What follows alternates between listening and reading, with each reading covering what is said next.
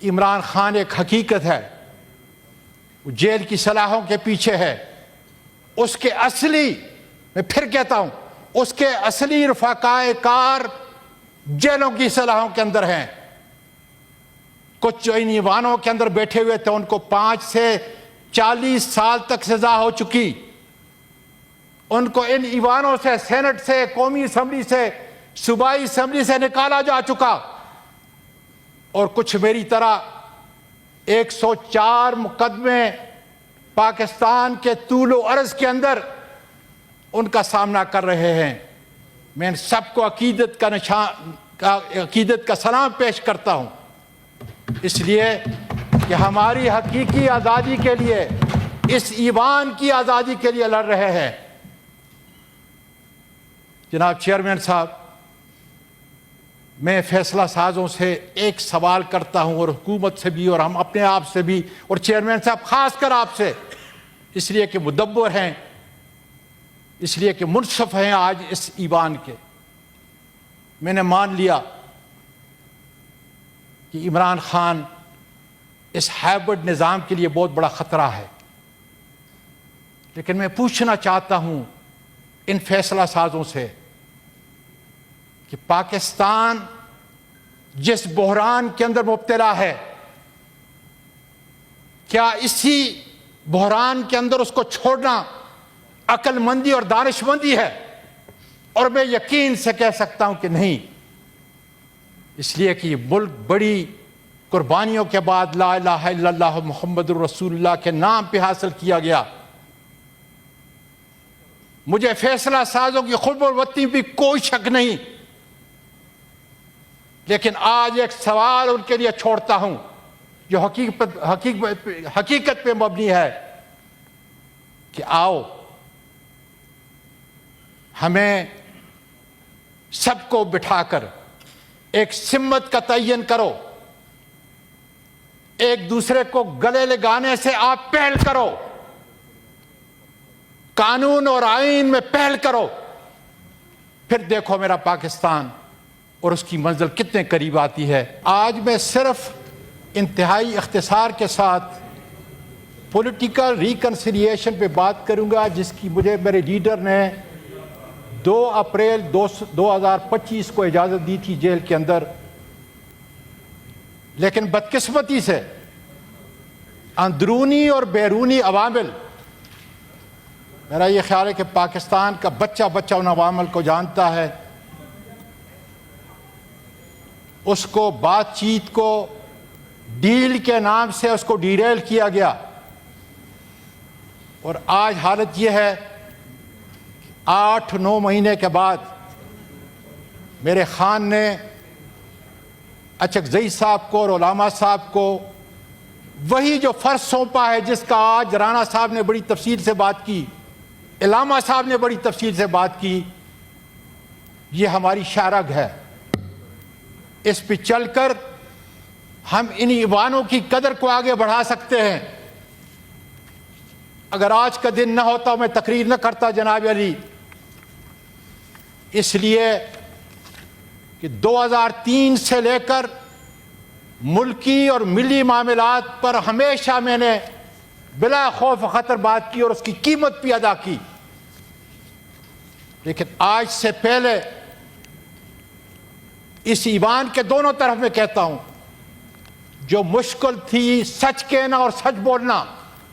اتنا کٹن اور معیوب تھا کہ اس کے متعلق میں کہہ سکتا ہوں کہ اپنے بھی خفا مجھ سے ہیں، بیگانے بھی ناخوش، میں کہہ نہ سکا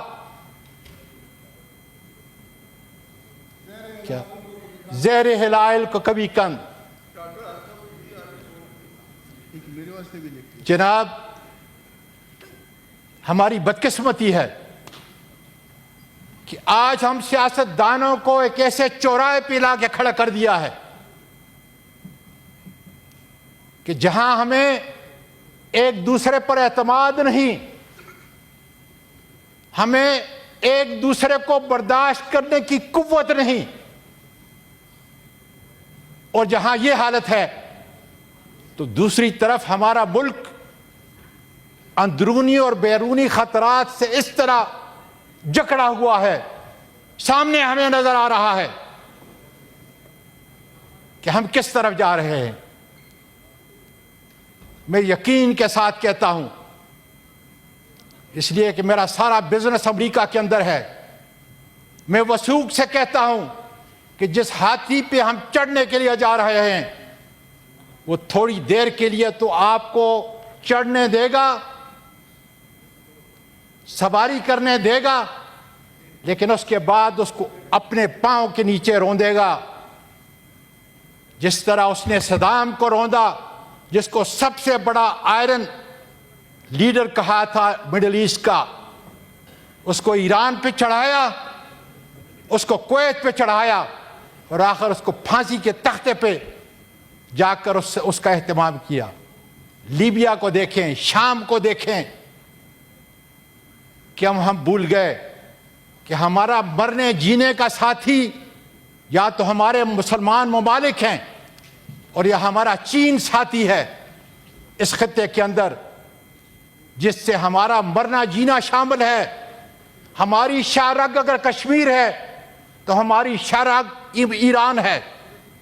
جب غلطی کریں گے تو پھر بہت دیر ہو جائے گی۔ پہلے ہی ہم نے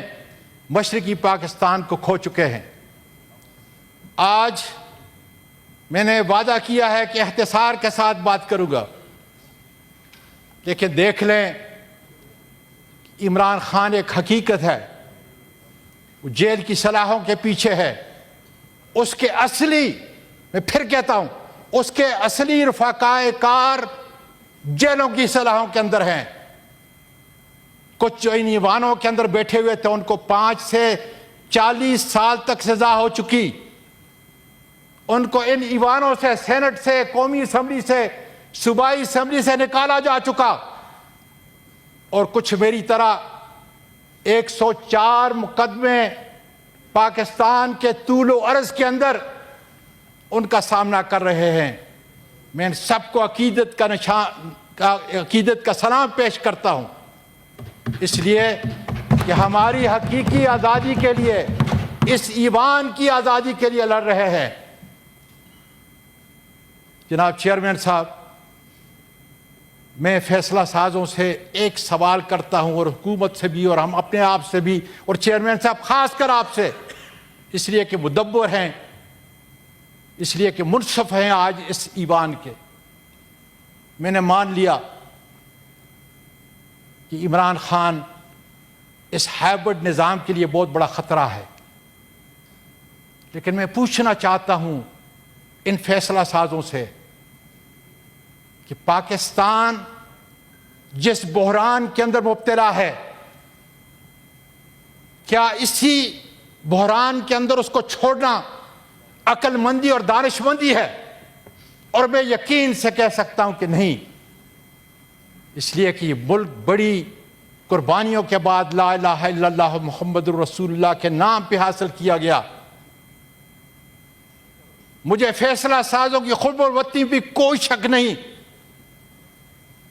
لیکن آج ایک سوال ان کے لیے چھوڑتا ہوں جو حقیقت پہ مبنی ہے